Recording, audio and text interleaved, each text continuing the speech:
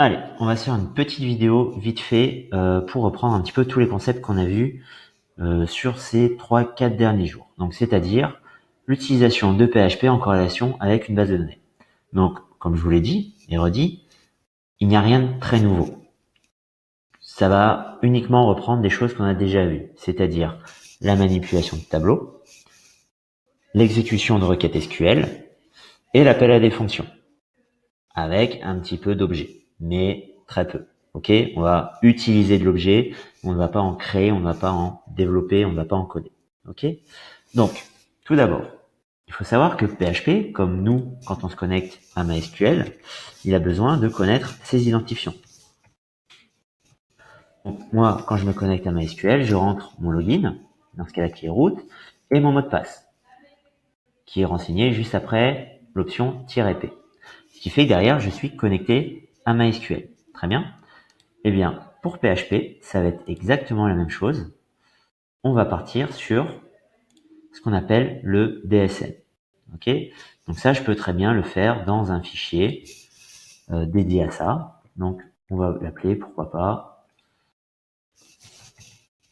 connection.php. Ok. Et dedans, je vais écrire mes identifiants de mot de passe.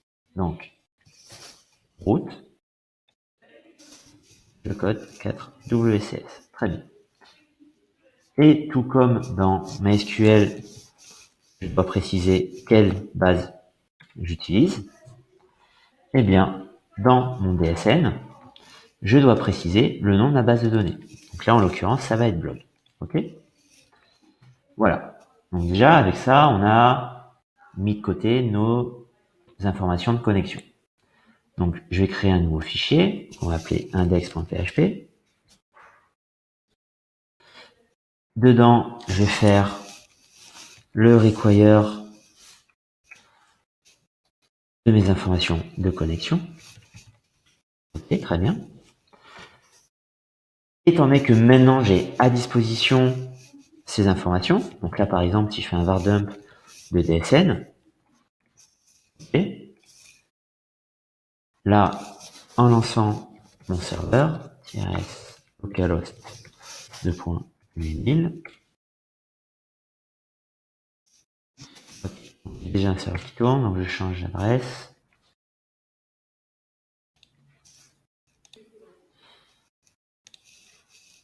Ok, si je tape pas info, ça peut pas fonctionner. Très bien. Donc je retourne sur mon navigateur, localhost 2.8001.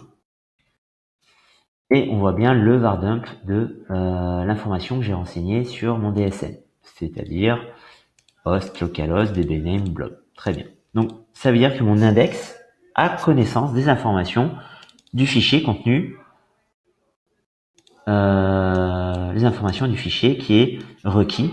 Voilà. Ce qui fait que derrière, je vais pouvoir l'utiliser. Et pour pouvoir, donc, effectivement faire cette démarche de connexion au serveur, j'ai juste à, par exemple, à partir du cours, récupérer mon objet PDO.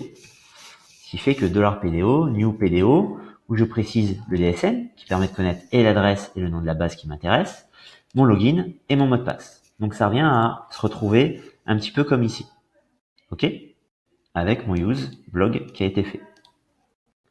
Ensuite, à partir de cet objet PDO, je vais pouvoir dialoguer avec ma base de données. Ce qui fait que derrière, je vais pouvoir créer des requêtes. Select étoile from article. Ok. Ça, c'est comme si je faisais la rédaction de ma requête. Donc, select étoile from article. Et maintenant, cette requête, je vais vouloir l'exécuter. Donc, dans mon terminal, j'appuie sur entrée. Et là, ma requête est exécutée. Bon, l'affichage est un peu cracra parce que j'ai des textes très longs. Mais en soi, l'idée est là. Et ben là, pareil. Mais plutôt que de taper entrée, parce que dans mon script, je peux pas le faire, je vais dire à PDO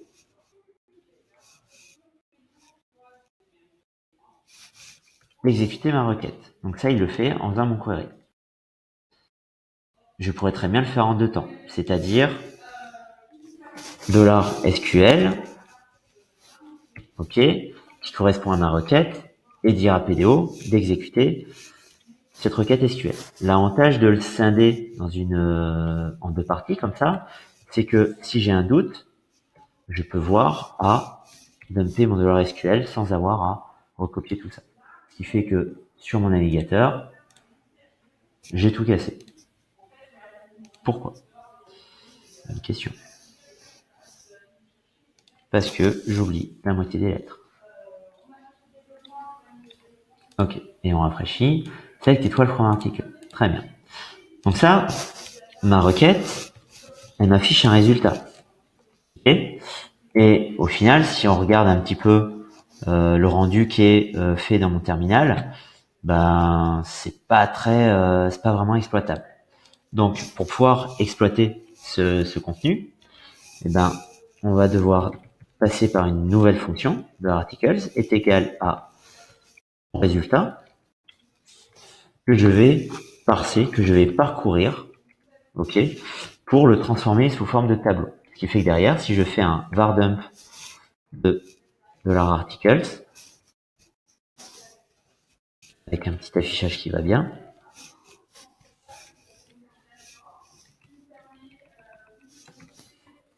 ok, ah, qu'est-ce que je vais avoir ici? J'ai un tableau formaté avec tous mes articles, ok. Et au même titre que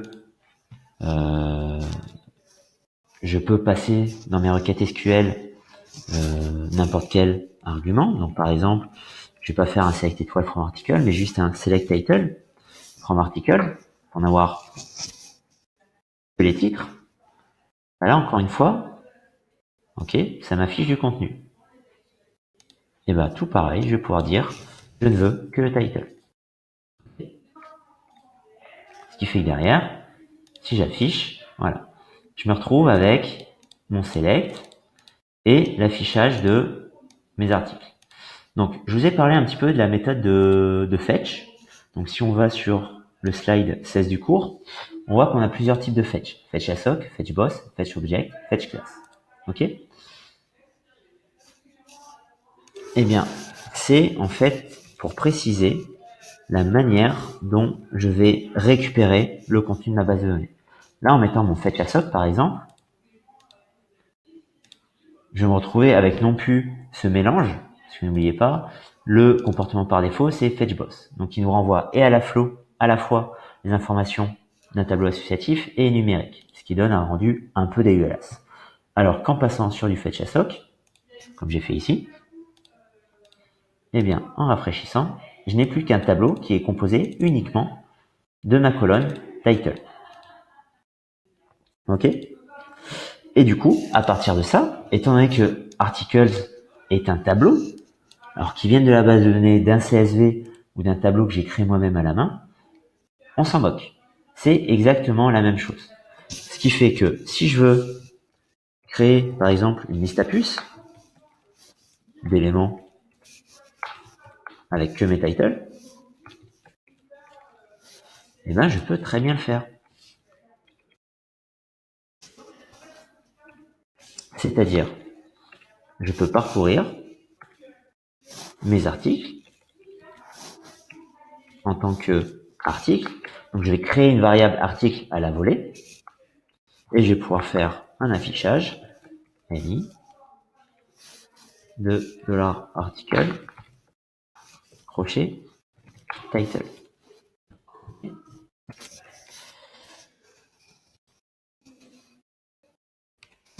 Et j'ai pas besoin de fermer mon PHP.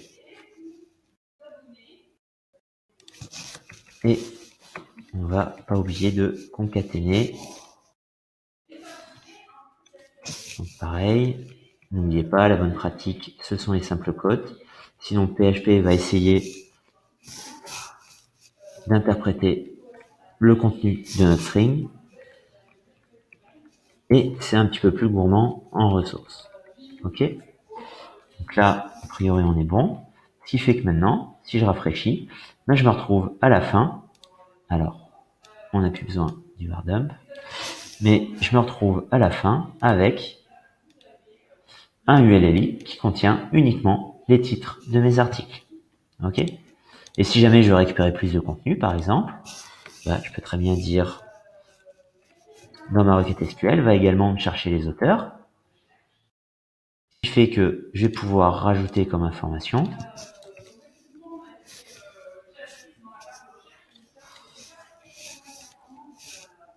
écrit par avec un espace.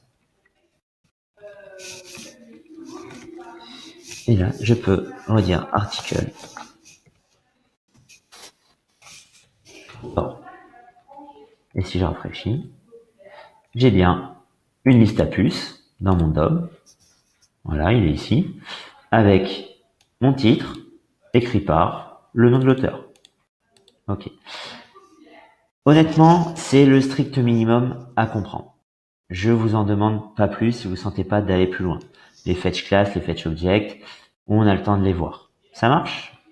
Allez, sur ce, pas de panique pour demain. Bonne soirée et on se voit demain matin.